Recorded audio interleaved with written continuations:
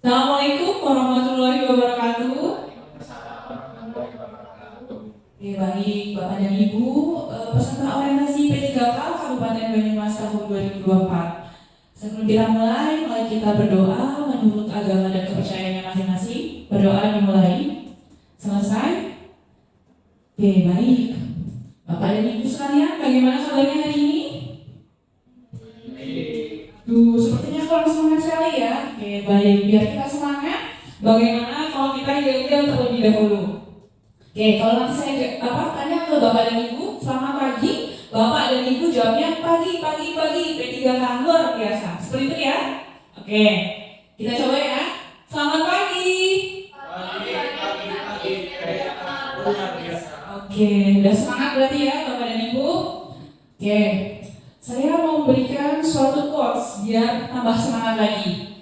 Kesuksesan adalah hasil dari ketekunan, kerja keras, dan semangat yang tak pernah padam.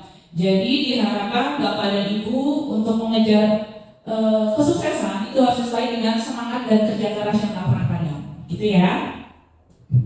Oke, karena ini pertemuan pertama kita, jadi kita mulai dengan perkenalan terlebih dahulu. Karena seperti kata pepatah, tak kenal maka tak sayang. Kalau sudah kenal maka boleh sayang-sayangan. Tapi dalam arti yang positif. Seperti itu ya. Maksudnya adalah biar kita dalam pembelajaran kali ini bisa menjalankan pembelajaran dengan rasa yang nyaman, sehingga ketika nanti tujuan pembelajaran yang ingin kita capai bisa dicapai. Oke, izinkan saya memperkenalkan diri. Nama saya adalah Bibi Purwandari. Saya Widya Suara, ahli pertama dari BKPSDM Kabupaten Banyumas. Jika ada pertanyaan, bisa hubungi saya di nomor telepon atau email saya. Gitu ya? Oke, baik. Sebelum saya mulai untuk memberikan pembelajaran di mata pelatihan kali ini, saya ingin tahu harapan Bapak dan Ibu terhadap mata pelatihan ini apa? Jadi tolong ini diisi harapan Bapak Ibu ke depan dengan cara scan barcode atau masuk ke menti.com, lalu masukkan kode ini 2478694. Oke, baik. Sudah? Ya, gimana? Pak Mulyono gimana Pak? Ya, kalau saya linknya itu nggak muncul Bu ini. Oh, tapi saya jadul kayaknya. Kalau jadul bisa di scan di sini Bapak menggunakan laptop. Ya, nanti masuk ke browser menti.com, lalu masukkan kode nomornya. Sudah? Sudah. Baik. Oke. Saya cek dulu hasilnya ya.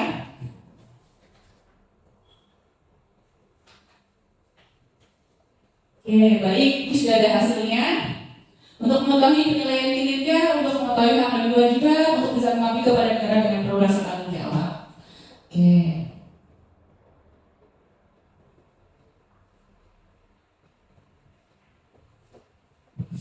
Baik, setelah saya mengetahui harapan Bapak dan Ibu, saya jelaskan dulu mengenai deskripsi mata pelatihannya.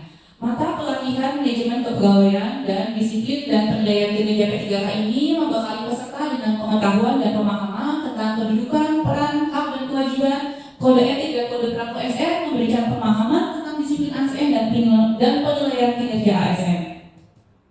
Lalu tujuan pembelajarannya adalah setelah mengikuti mata pelatihan ini, saya harapkan Bapak dan Ibu mampu memahami kedudukan dan peran, hak dan kewajiban, kode etik dan kode perilaku ASN. Ya, sebelum saya memberikan mata pelatihan ini, saya ingin mengetahui sejauh mana Bapak dan Ibu mengetahui tentang mata pelatihan yang akan kita pelajari ini. Setelah saya mengetahui ini, jadi saya mengetahui, ternyata Bapak Ibu pengetahuan tentang mata pelatihan ini sudah sampai di mana, gitu ya. Silakan di scan barcode-nya lagi. Ya, sudah. Oke, saya cek dulu hasilnya.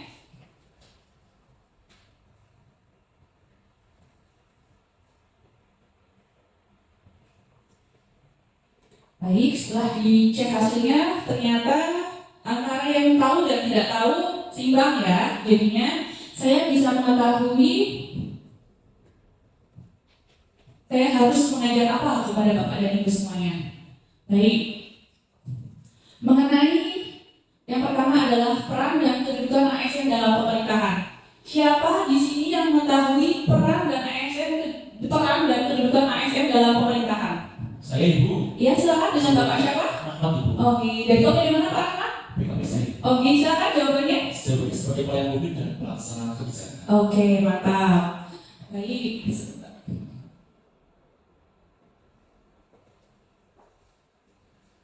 Peran dan kedudukan ASN dalam pemerintahan itu dalam menjalankan kedudukannya, ASN sebenarnya memiliki 3 fungsi utama, yaitu yang pertama sebagai pelaksana kebijakan publik. Jadi ASN itu melaksanakan program-program dari pemerintah, misalkan program KB. Jadi kita sebagai ASN harus mensosialisasikan KB ke masyarakat. Lalu sebagai pelayan publik, kita harus melayani masyarakat, misalkan dalam hal memberikan pelayanan pembuatan KTP, seperti itu ya. Lalu sebagai perangkat pemersatu bangsa, itu artinya sebagai ASN kita tidak boleh misalkan mementingkan suatu golongan tertentu atau kita melakukan tindakan yang salah, itu tidak boleh karena itu bisa bersifat bisa memecah persatuan bangsa, seperti itu ya. Lalu selanjutnya, siapa yang mengetahui hak dan kewajiban ASN?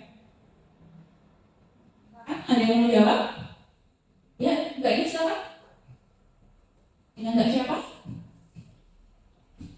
Dengan Mbak siapa? Bisa. Jawabannya apa Mbak?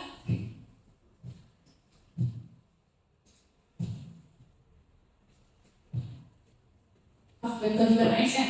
Menerima gaji, tunjangan, dan perlindungan kerja. Lalu? Kewajibannya itu kerja secara profesional. Oh ya, baik. Terima kasih Mbak Anissa atas jawabannya yang luar biasa. Baik, untuk hak dan kewajiban ASN. Jadi sebagai ASN itu haknya adalah menerima gaji, tunjangan, cuti, perlindungan, dan pengembangan kompetensi. Untuk kewajiban ASN ada setia dan taat kepada Pancasila, UUD 45, NKRI, dan pemerintah yang sah, serta menjaga persatuan dan kesatuan bangsa. Oke, lalu selanjutnya mengenai kode etik dan kode perilaku ASN. Siapa di sini yang sudah mengetahui apa itu kode etik dan kode perilaku ASN? Saya Oh ya, silakan. Dengan Mbak siapa? Kita. Oh ya, Mbak Dita silakan. Jawabannya adalah kode etiknya profesionalitas, integritas, dan netralitas. Iya. Sedangkan kode perilaku adalah taat pada undang-undang dan tidak melakukan hal yang merugikan negara. Oh, luar biasa sekali jawabannya. Baik, untuk kode etik ASN itu ada profesionalisme, integritas, netralitas, transparansi, akuntabilitas, objektivitas, kesetaraan, dan keberpihakan kepada masyarakat. Lalu untuk kode perilaku ASN-nya ada ketaatan terhadap undang-undang, ketaatan terhadap perintah atasan, tidak melakukan tindakan yang merugikan negara, menjaga kerahasiaan informasi, menghindari konflik kepentingan, menghindari gratifikasi, menjaga martabat profesi, dan berperilaku adil dan tidak diskriminatif. Oke, baik. Untuk selanjutnya, mari kita berdiskusi ya. Saya bagi 2 kelompok. Yang sini kelompok 1 dan yang sini kelompok 2. Saya akan share untuk studi kasus yang akan kita diskusikan.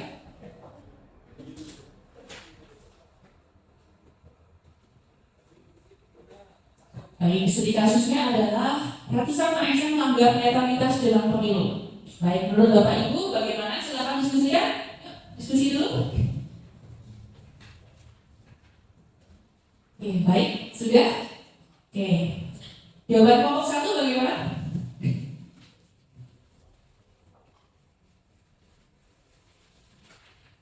Ya, terima kasih Ibu atas waktunya.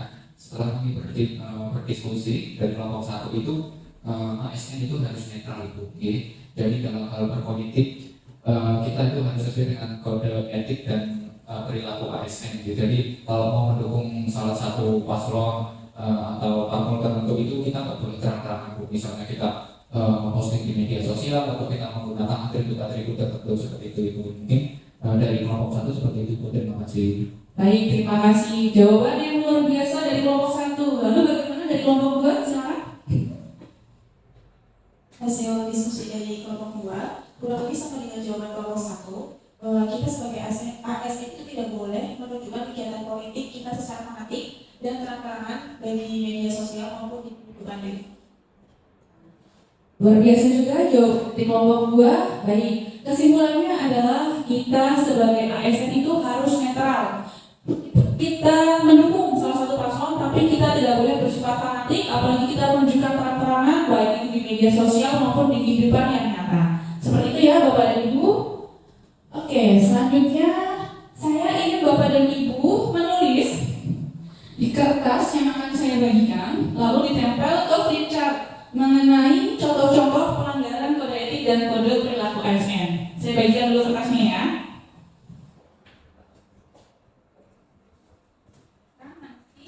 Bisa ditulis jawabannya.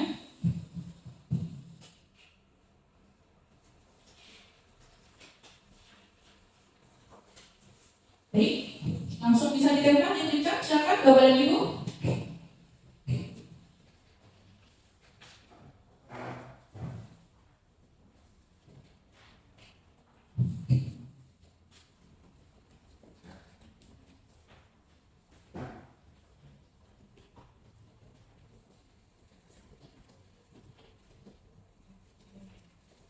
Terima kasih Bapak dan Ibu, jawabannya luar biasa semua. Membeda-bedakan atau tidak berlaku adil, menerima gratifikasi, menyebarkan rahasia negara. Oke.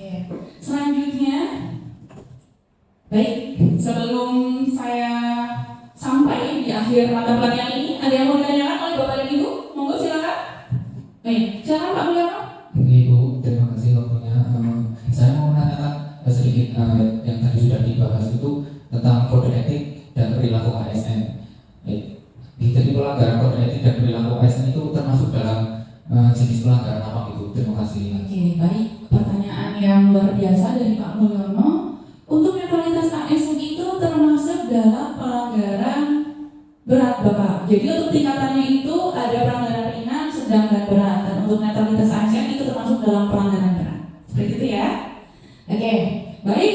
Saya ingin meminta Bapak dan Ibu menyimpulkan dari pembahasan dan diskusi kita pada hari ini.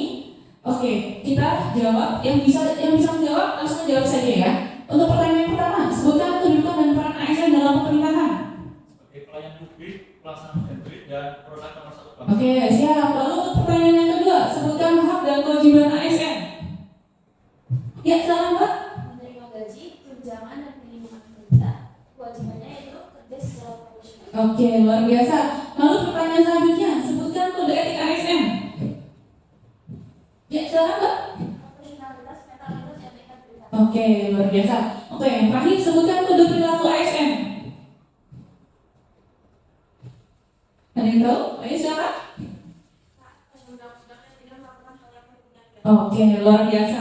Jadi Bapak dan Ibu di sini sudah memahami mengenai kedudukan, peran, hak dan kewajiban kode etik dan kode perilaku ASN. Saya yakin Bapak dan Ibu mampu mengerjakan soal-soal evaluasi untuk mata pelatihan kali ini.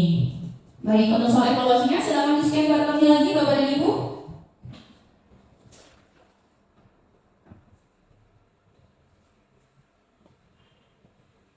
Sudah, ini hasilnya. Baik, untuk hasilnya bisa dilihat Bapak dan Ibu sudah memahami mengenai apa itu kedudukan dan peran ASN, apa itu hak dan kewajiban ASN, apa itu kode etik dan kode perilaku ASN.